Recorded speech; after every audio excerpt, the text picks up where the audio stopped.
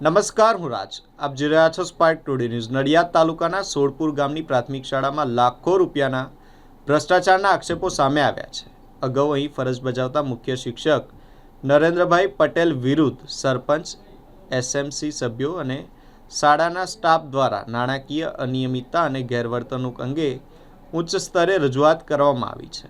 સોડપુર ગ્રામ પંચાયતના સરપંચ સહિત ગ્રામજનોએ જિલ્લા પ્રાથમિક શિક્ષણ અધિકારીને આવેદનપત્ર આપી તપાસ કરવાની માંગ કરી છે. રજૂઆત મુજબ વર્ષ 2014થી લોક સહકારથી મળેલી અંદાજે 12થી 14 લાખ રૂપિયાની રકમ શાળાના દફતરમાં જમા કરાવ્યા વિના અંગત ઉપયોગમાં લીધી હોવાના આક્ષેપ સામે આવ્યા છે. ઉપરાંત એટીવીટી યોજના હેઠળ બનેલા પ્રાર્થના હોલ બાબતે પણ ગેરરીતિ થયાના આરોપો લગાવવામાં આવ્યા છે. ગ્રામજનોએ સમગ્ર મામલે ગાંધીનગરના વિજિલન્સ કમિશનર દ્વારા નિષ્પક્ષ તપાસ કરવાની માંગ કરી છે. હાલ આ શિક્ષક પેટલી પ્રાથમિક શાળામાં મુખ્ય શિક્ષક તરીકે ફરજ બજાવી રહ્યા છે. હવે મારું નામ કરણ શિવદેશી સોડા પરમાર. હું સોડપુર ગામ સરપંચ તરીકે ફરજ બજાવું છું અને અમે પેપરમાં જે પેટલી બાબતે જે નરેન્દ્રભાઈ સાહેબનું જે જોયું વાંચ્યું અને એ બાબતે અમારે શાળામાં પણ પહેલાં એ ફરજ બજાવતા હતા અને એમની ફરજ દરમિયાન એમણે ઘણી બધી એમ કે પ્રક્રિયાઓ ખરાબ કરેલી છે અને એ બાબતે મૌખિકને એમાં રજૂઆત પણ કરેલી, પણ એ બાબતે હજુ કોઈ તપાસ કે એવું થયેલ નથી.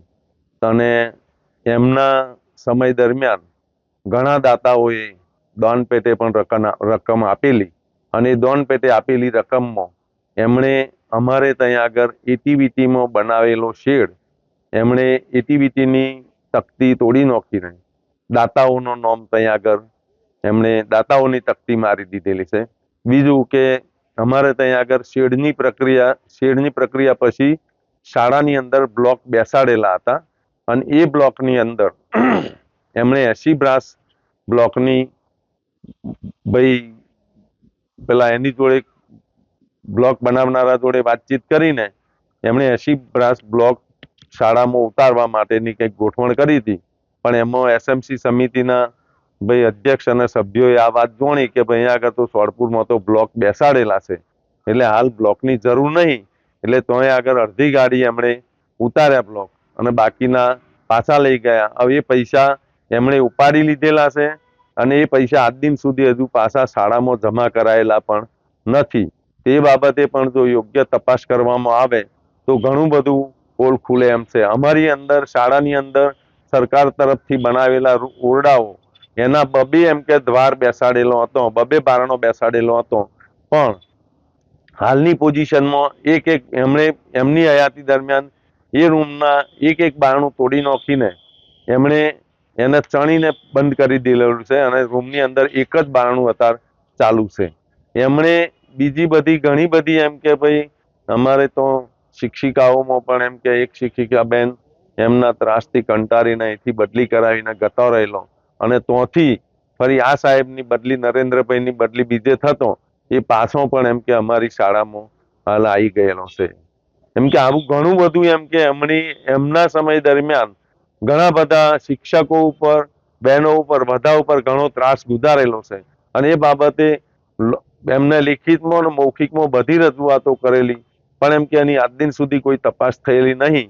તો એ બાબતે યોગ્ય ઘટતું કરી જો તપાસ કરવામાં આવે તો એમનું ઘણું બધું એમ કે ભાઈ કરેલું ખોટું આચરણ એ બહાર નીકળે એવી પોઝિશન છે.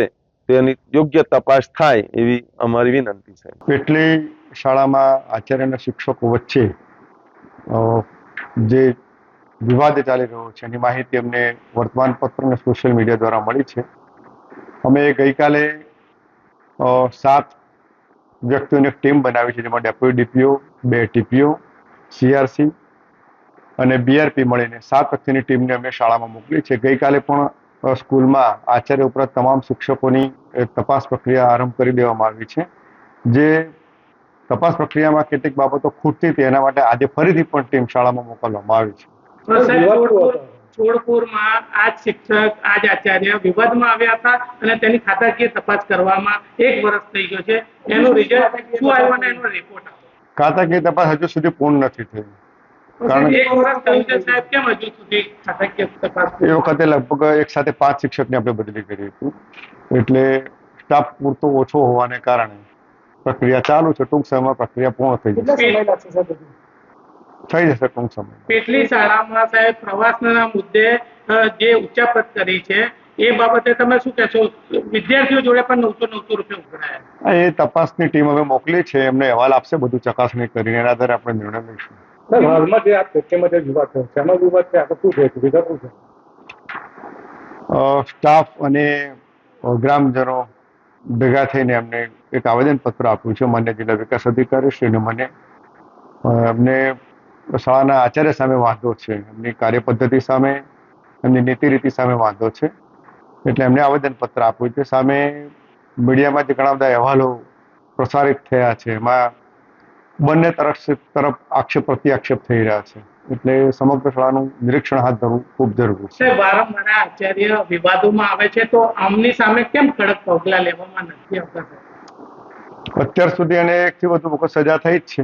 આગળ પણ આ જે પ્રક્રિયા જે ચાલી રહી છે એમાં જો દોષિત ઠરશે તો આપણે એની પણ સામે વધુ કડક પગલા લઈશું. શિક્ષકો સાથે અભદ્ર વર્તન કરતા હોવાનું શિક્ષકો દ્વારા, મહિલા શિક્ષકો દ્વારા આક્ષેપ કરવામાં. તપાસ પ્રક્રિયામાં એમના નિવેદનો લેશે, એમાં સત્ય બહાર આવશે, એના આધારે આપણે પ્રક્રિયા હાથ ધરીશું.